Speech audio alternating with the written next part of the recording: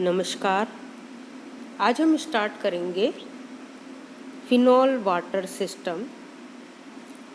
कल हमने देखा था पार्शियली मिसिबल लिक्विड यानी आंशिक रूप से मिश्रणीय द्रव, और हमने ये देखा था कि कुछ ऐसे द्रव युग्म होते हैं जो कि एक दूसरे में एक निश्चित सीमा तक ही विलय होते हैं, और ये द्रव युग्म जो है वो आंशिक रूप से मिश्रणीय द्रव कहलाते हैं। और जिसके हमने एग्जाम्पल देखे थे, जैसे aniline water system, phenol water system, ethyl methyl ketone water system. ये सारे सिस्टम जो है वो पार्शियली मिसिबल लिक्विड सिस्टम के एग्जाम्पल है। और फिर हमने इनको दो भागों में बांटा था। एक तो वो द्रव युग्म जिनका क्रांतिक विलयन ताप उच्च हो, और दूसरा वे द्रव युग्म जिनका क्रांतिक विलयन ताप निम्न हो। तो पहले हम देखेंगे liquid pair with upper critical solution temperature, जिसका एग्जाम्पल है फिनॉल वाटर सिस्टम। आप यहाँ पर फेज डायग्राम देख रहे हैं फिनॉल वाटर सिस्टम का, जो कि कंपोजिशन वर्सेस ये टेम्परेचर ड्रॉ किया गया है। और इस फेज डायग्राम में हम यहाँ देख रहे हैं कि यहाँ 100% वाटर है और यहाँ 100% फिनॉल है। और ये जो फेज डायग्राम ड्रॉ किया गया है इसको हमने PSQ से शो किया है। इस फेज डायग्राम को देखिए, ये जो हम देख रहे हैं कि वो द्रव युग्म जिनका कि क्रांतिक विलयन ताप उच्च हो, इसका एग्जाम्पल हम कह रहे हैं कि ये फिनॉल जल तंत्र है। तो सामान्य ताप पर अगर हम फिनॉल में की थोड़ी सी मात्रा इस जल में मिलाते हैं तो वह पूर्ण रूप से मिल जाती है, घुल जाती है। और धीरे धीरे जब हम इस जल में फिनॉल की और मात्रा बढ़ाते हैं तो एक स्थिति ऐसी आती है कि इस फिनॉल का इस जल में घुलना बंद हो जाता है, और दो द्रव सतह पृथक हो जाती है। ऊपर की जो सतह होती है वो फिनॉल का जल में संतृप्त विलयन होता है, जबकि नीचे की जो सतह होती है वो जल का फिनॉल में संतृप्त विलयन होती है। यानी हम जब टेस्ट ट्यूब में यहाँ पर जल लिया और जल में जब हम फिनॉल मिलाते हैं तो हमारे पास दो तरह की सतह आ जाती है इसमें। और वो जो दो सतह आती है वो इस तरह से होती है। ये एक तरह से ये लेयर अलग हो गई, ये ऊपर वाली अलग लेयर और नीचे वाली अलग लेयर।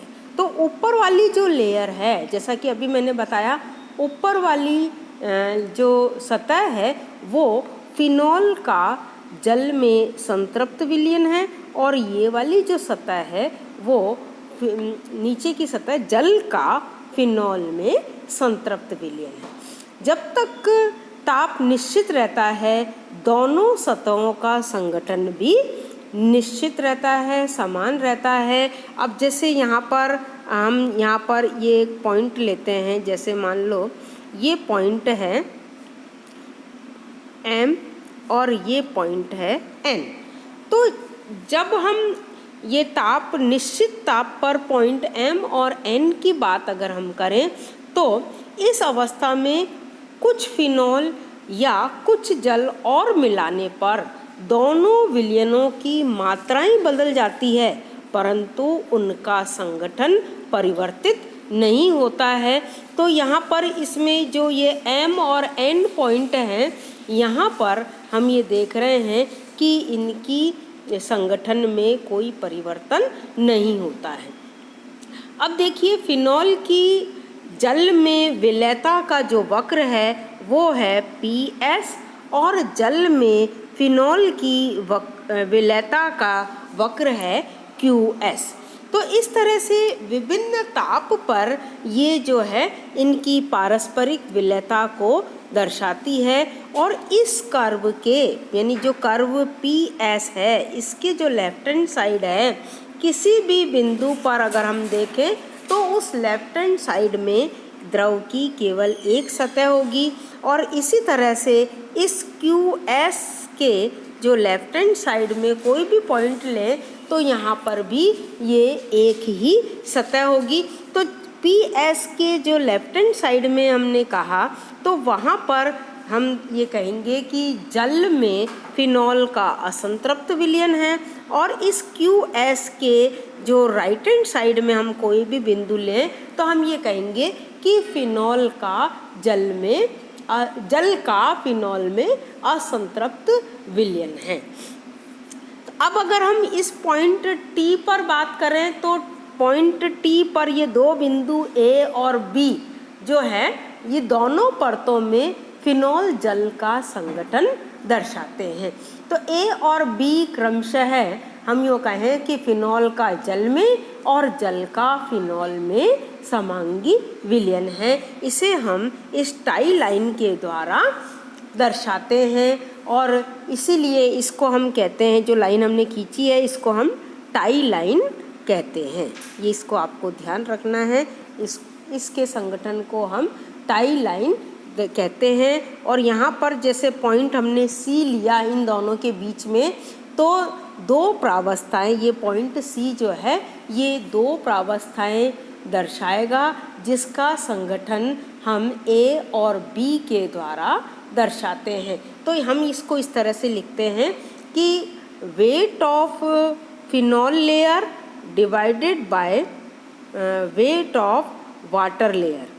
ठीक है, तो फिनॉल का जैसे फॉर्मूला ये है और weight of water layer is equal to distance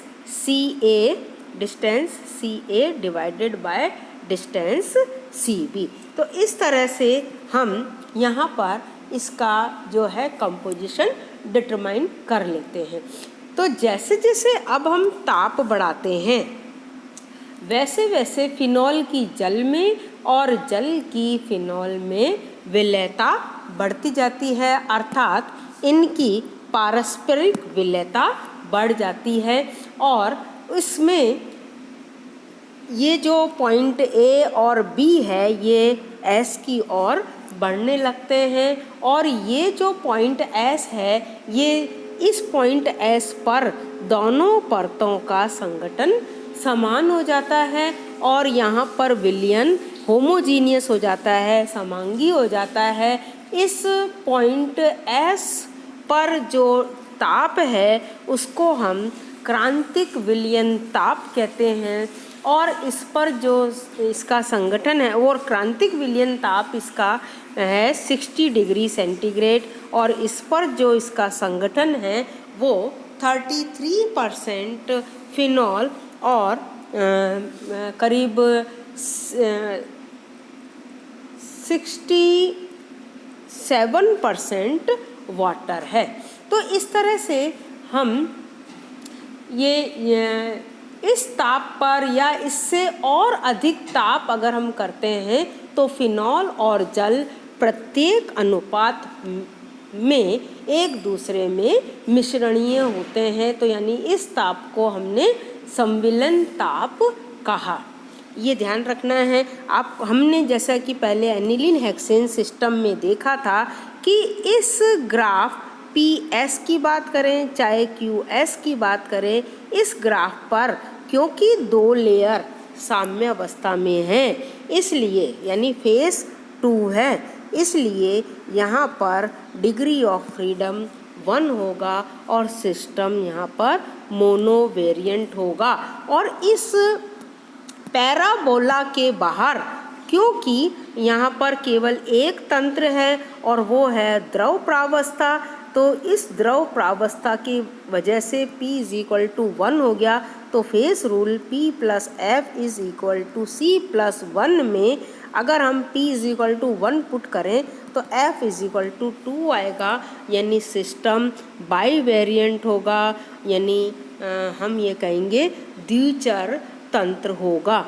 और इसी तरह से इस पैराबोला के भीतर जैसा कि अभी हमने देखा था कि यहाँ पर भी क्योंकि दो प्रावस्थाएं हैं तो इसलिए यहाँ पर भी सिस्टम मोनोवेरिएंट होगा। तो इन चीज़ों का हमें ध्यान रखना है और इस कर्व की अगर हमें सिग्निफिकेंस बतानी है तो उसके लिए हम ये बता सकते हैं। देखिए कि जैसे यहाँ पर हमने ये पॉइंट लिया, इस पॉइंट को हमने मान लो इस नाम दिया स्मॉल ए, और इस स्मॉल ए से हमने इसका ताप कम करना। स्मॉल ए पर हम ये जानते हैं कि केवल एक प्रावस्था वो है द्रव है, और फिर जब हम इस द्रव प्रावस्था से इसका ताप कम करने लगते हैं तो ये ए से ये इधर आता है, स्मॉल बी की ओर आता है, और जब ये जैसे ही स्मॉल बी पर आता है दो परतें सेपरेट हो जाती है, दो लेयर सेपरेट हो जाती है, जिसमें बी और सी के द्वारा इन दोनों लेयर के संगठन को दर्शाया जाता है। और फिर जब हम इसका ताप और कम करते हैं तो ये बी से पी की ओर और सी से क्यू की ओर नीचे की ओर आते हैं। तो ये सब जो है इस तरह से इसको हम इस फेज डायग्राम का सिग्निफिकेंस कहते हैं। तो इसको आप ध्यान से समझिए। Thank you.